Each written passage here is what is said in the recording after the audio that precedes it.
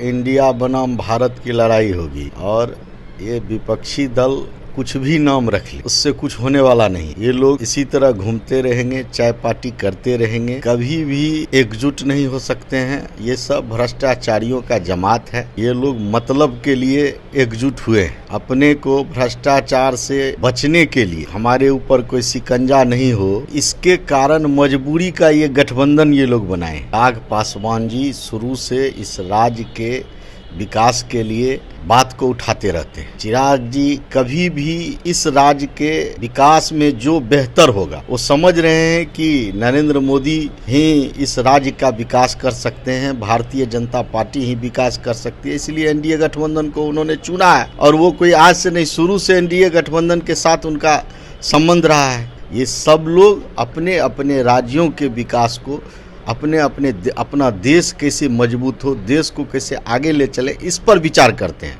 कुछ नहीं कर पाएगा ये विपक्ष जो है, आप देखते जाइए आगे जाकर के धाराशाही हो जाएगा। कल पूरे दिन बेंगलोर में विपक्षी एकता को लेकर बैठक चल रही थी। करीब 26 पार्टियां एकत्रित हुई, जिसके बाद जो विपक्षी एकता की बैठक है उसके बाद यह तय हुआ कि जो गठबंधन बना है उसका नाम इंडिया रखा जाएगा। तमाम मुद्दों पर चर्चा करेंगे, विपक्षी एकता पर चर्चा करेंगे। बिहार सरकार के पूर्व मंत्री रहे आलोक रंजन है हमारे साथ। आलोक रंजन जी, कल बैठक हो रही थी पूरे दिन बेंगलोर में, इंडिया नाम रखा गया है, कैसे देख रहे हैं? देखिए ये सब अब तो इंडिया बनाम भारत की लड़ाई होगी और ये विपक्षी दल कुछ भी नाम रख ले उससे कुछ होने वाला नहीं है।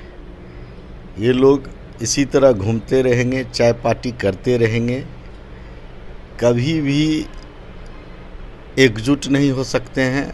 ये सब भ्रष्टाचारियों का जमात है। ये लोग मतलब के लिए एकजुट हुए हैं। अपने को भ्रष्टाचार से बचने के लिए कि हमारे ऊपर कोई शिकंजा नहीं हो, इसके कारण मजबूरी का ये गठबंधन ये लोग बनाए। इसलिए ये चलने वाला नहीं है। ये इसी तरह घूमते रहेंगे, चाय पार्टी करते रहेंगे, लेकिन इससे कुछ होने वाला नहीं। आलोक रंजन जी, कहा ये जा रहा है कि अब इंडिया नाम ये लोग ले ही नहीं सकते हैं क्योंकि हमारे गठबंधन का इंडिया नाम रखा। नहीं, देखिए ये तो हम लोग एनडीए के साथी हैं।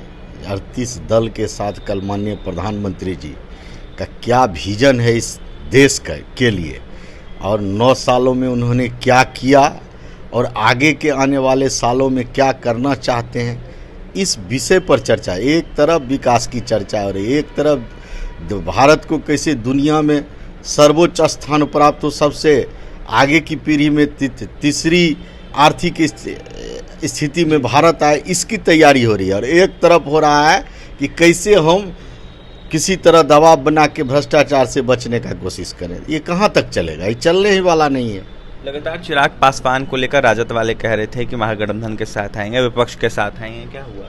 नहीं, देखिए अब चिराग जी, देखिए शुरू से चिराग पासवान जी शुरू से इस राज्य के विकास के लिए बात को उठाते रहते हैं। चिराग जी कभी भी इस राज्य के विकास में जो बेहतर होगा वो समझ रहे हैं कि नरेंद्र मोदी ही इस राज्य का विकास कर सकते हैं, भारतीय जनता पार्टी ही विकास कर सकती है। इसलिए एनडीए गठबंधन को उन्होंने चुना है और वो कोई आज से नहीं, शुरू से एनडीए गठबंधन के साथ उनका संबंध रहा है। लगातार सवाल ये भी खड़ा किया जा रहा है कि लोग कहते हुए नजर आ रहे थे, बीजेपी के लोग, कि केंद्र में मोदी जी की सरकार है, लेकिन देखा जाए तो एनडीए की जरूरत क्यों पड़ गई, उनको अनेक पार्टियों की जरूरत क्यों पड़ गई, 38 पार्टियों की क्यों जरूरत पड़ गई? नहीं, देखिए ऐसा नहीं है। एनडीए शुरू से एनडीए में आज से नहीं, शुरू से एनडीए हमारे माननीय पूर्व प्रधानमंत्री सदैव अटल बिहारी वाजपेयी जी के समय से ही आपने देखा होगा कि एनडीए एक विशाल, जो भी पार्टी अपने राज्य के बेहतरी के लिए काम करना चाहती है उसके साथ हमारा गठबंधन होता है। और आज आप देख रहे हैं कि पूरे देश में 38 दल जो इस देश को आगे ले जाना चाहती है, ऐसे दल सब मिल करके जो एनडीए का स्वरूप है। और ये कुनबा बढ़ेगा ही, ये घटने वाला नहीं है। ये सब लोग अपने अपने राज्यों के विकास को, अपना देश कैसे मजबूत हो, देश को कैसे आगे ले चले, इस पर विचार करते हैं। विपक्ष मोदी जी का कुछ नहीं कर पाएगा? कुछ नहीं कर पाएगा। ये विपक्ष जो है आप देखते जाइए, आगे जाकर के धाराशाही हो जाएगा। देखिए आगे जाके धाराशाही हो जाएगा ये विपक्ष। आलोक रंजन बिहार सरकार के पूर्व मंत्री रह चुके हैं, जिस तरीके से विपक्षी एकता की बेंगलोर में बैठक खोली थी, इसको लेकर जमकर निशाना साध रहे थे। तो वहीं यह साफ कहना है कि एनडीए का जो कुनबा है और बढ़ते जाएगा और एनडीए और मजबूत होते जाएगा और आने वाले 24 में फिर से एक बार नरेंद्र मोदी की केंद्र में सरकार बनेगी। और भी तमाम खबरों के लिए NBC 24 के साथ बने रहें। बहुत बहुत धन्यवाद।